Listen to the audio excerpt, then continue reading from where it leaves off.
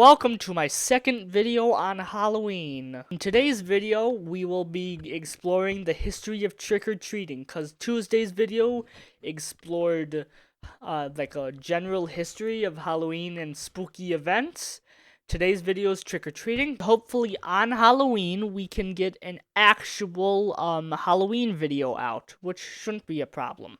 Anyway, let's go. Starting us off, we are going over to Scotland and Ireland, but winding the clocks back just a little bit to the 1600s. They would go to their neighbors' houses and do a little performance while wearing costumes. I'm not gonna say the actual name because I'm gonna butcher it completely. After they do a little song and dance, they would get like a morsel of food from the 1600s. I'm not sure what they ate in the 1600s because that was, I think, like 800 years ago. So, moving on to the next most recent part, jumping way forward to 1895, they would use lanterns made out of scooped out turnips. They would be rewarded after their performance with like some money or some cake or some other type of food. Getting money sounds nice.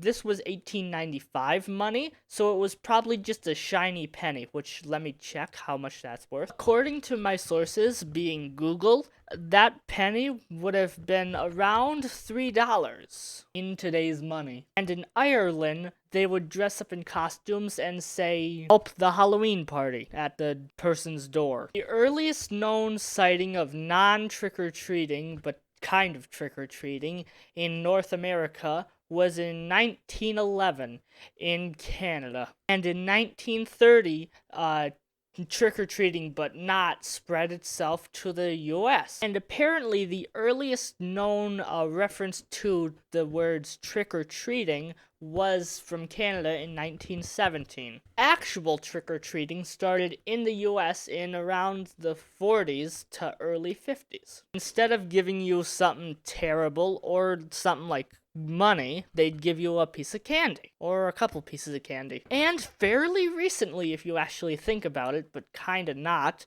in the 1980s, trick or treat, that phrase spread over to the UK and Ireland. Now, generally, trick-or-treating begins around dusk on Halloween, or around 4 o'clock p.m. And you'd have to get on your costume, get your little plastic pumpkin or pillowcase, and just go around, knock on your neighbor's doors, and ask for candy. Apparently, in some parts of Canada, they say Halloween apples instead of trick-or-treating. But who wants fruit or vegetables or a toothbrush for Halloween? No one.